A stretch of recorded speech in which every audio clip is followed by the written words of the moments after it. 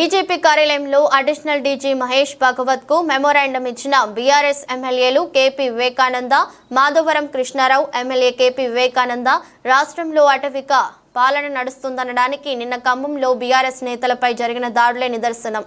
CM Revanth Reddy కనుసన్నల్లో ఖమ్మంలో మాపై దాడి జరిగింది అంటూ మండిపడ్డారు. భవిష్యత్తులో ఇలాంటి ఘటనలు జరగకుండా గట్టి చర్యలు తీసుకోవాలని కోరాం. శాంతి భద్రతలు పరిరక్షించేలా వెంటనే స్పందించాలని విజ్ఞప్తి చేశాం. అలర్ట్ చేశారు. కేసీఆర్ గారి పరిపాలన ఉన్నప్పుడు మాకు శిబిరాలు ఏర్పాటు చేశారు. మాకు నిత్యావసరాలు కాదు, తిండి తిప్పలు చూసినారు. ప్రత్యేకమైన శిబిరాలు ఏర్పాటు చేసి మా బాగోగులు చూసినారు. మాకు ముందే అలర్ట్ చేశారు.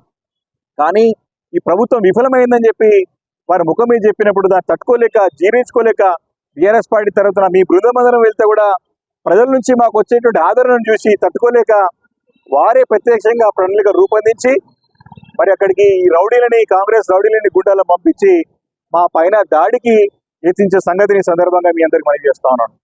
కాబట్టి దీనిపైన తక్షణం మరి చర్య తీసుకోవాలా, చట్టపరమైనటువంటి యాక్షన్ తీసుకోవాలా అని మేమందరం కూడా ఎమ్మెల్యేల రోజు కలిసి మరి అడిషనల్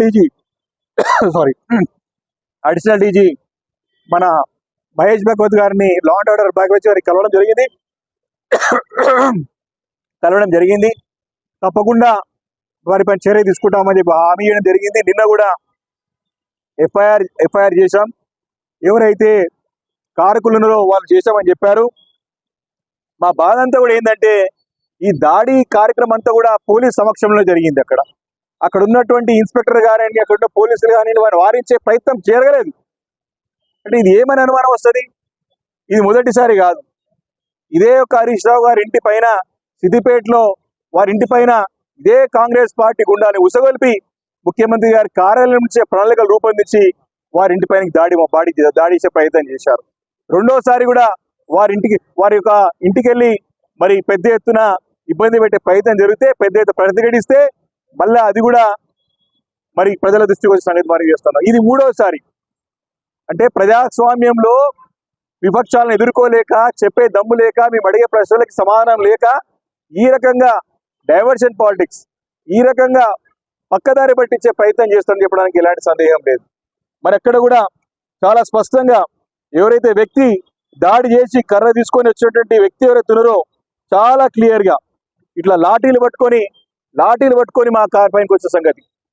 ఒక వ్యక్తి, ఇద్దరు వ్యక్తులు వేరే ప్రాంతాలకు వెళ్ళి వచ్చి మరి అక్కడ దాడి చేసే ప్రయత్నం చేశారు. వాళ్ళు ఎవరయ్యా అంటే ప్రత్యక్షంగా ఈ రకంగా పోలీసుల పైనే, పోలీస్ ఇన్స్పెక్టర్ గారి పైనే, భుజం పైనే చేతేసి ఒక గుండా, ఒక రౌడీ మరి చేస్తున్నాడంటే ఈరోజు రాష్ట్రంలో ఏ రకమైన శాంతి భద్రతలు కాపాడుతున్నారు ముఖ్యమంత్రి గారు అని ప్రశ్నిస్తా ఉన్నాం.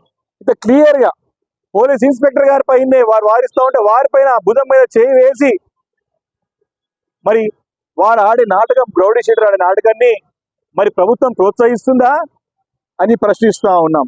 ఈ వ్యక్తులు ఎవరో కాదు, సాక్షాత్ ఎవరు శిబిరంకెళ్ళి వచ్చినారు, యొక్క సహాయ సహకారం తీసుకొని ఆ 9 ప్రాణాలు కాపాడిన సంగతిని గుర్తు చేస్తా ఉన్నాను. ప్రజలందరూ